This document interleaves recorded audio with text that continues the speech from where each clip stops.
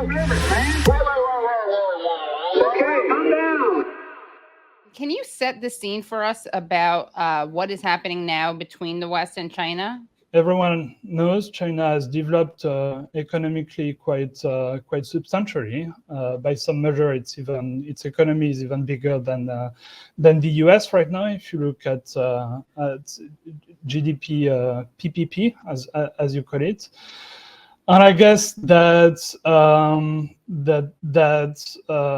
has implication for the world order because. So far, the US had kind of a hegemonic position in the world order, and with China becoming so powerful that basically questions that, especially in Asia, and I guess that the US takes offense with that, and is trying to roll back and contain China so that it can maintain its position of superiority, at least in the Asia-Pacific region. And what do you think of the West's attitude towards China, especially with the Biden administration? I think the Biden administration is probably one of the worst ever when it comes to its relationship with China, and they're very hypocritical about it. So they keep, I guess. Let me give you one example. For instance, this recent semiconductors export controls, where they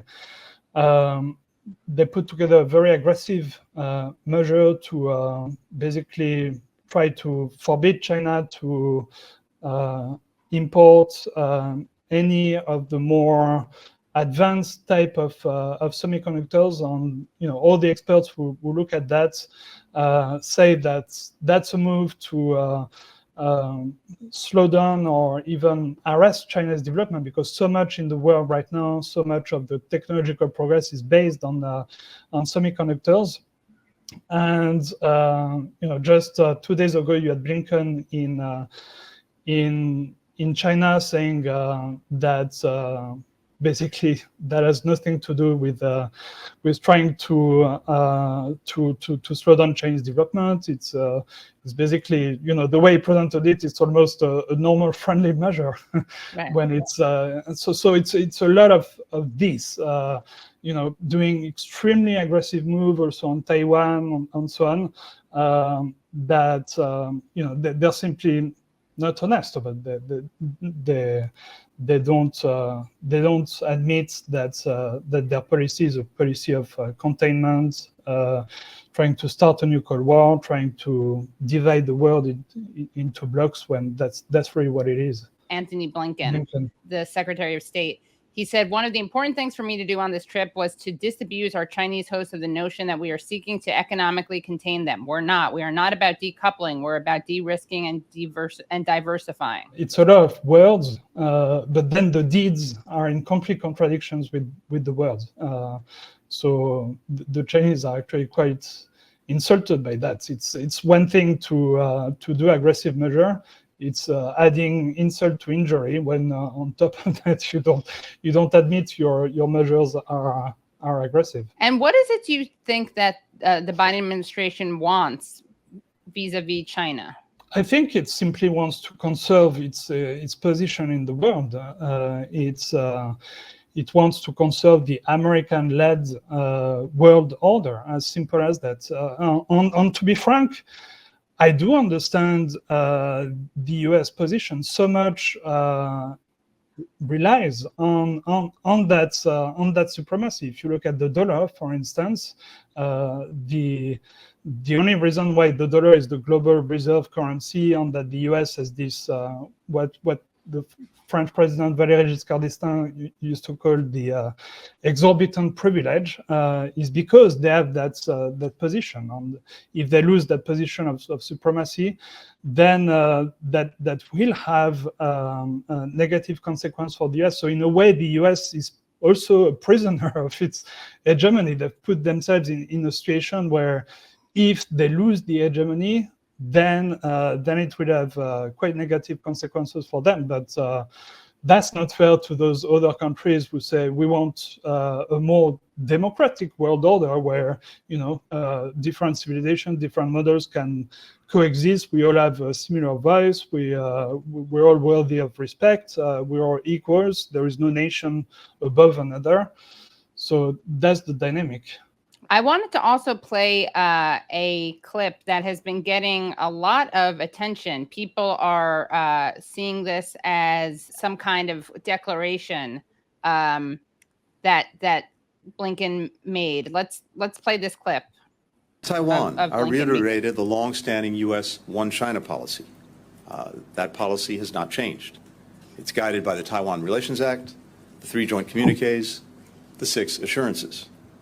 We do not support Taiwan independence. We remain opposed to any unilateral changes to the status quo by either side. We continue to expect the peaceful resolution of cross-strait differences. So you have all these people commenting that China is like the U.S. is doing China's bidding, bought and paid for by China. He just embarrassed himself. He just submitted to China. What are your thoughts on not only that statement, but the reaction to it? I mean, actually, the truth is the exact contrary. So when he says that our One China policy has not changed, it's factually changed because the key, one of the core tenets of the One China policy was the so-called strategic ambiguity, where the U.S. Had as a principle not to say if they would or not defend Taiwan in case of war. And as we all know, Biden by now has 4 times said that the U.S. would defend Taiwan. Also, historically, all American troops had been withdrawn from Taiwan when China and China and the U.S. Established diplomatic relations at the end of the 70s. Now, very recently, I think 1 or 2 years ago, U.S. troops are back on Taiwan. The U.S. sent 200 military trainers. So from China's standpoint, the way they read that comment by Blinken is just sheer hypocrisy.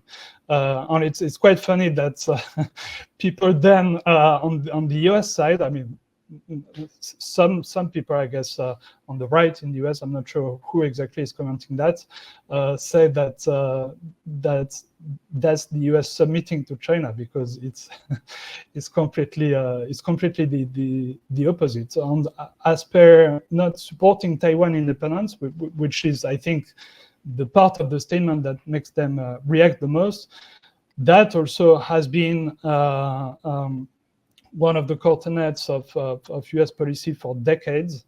And so it's no change at all. But again, it's only words.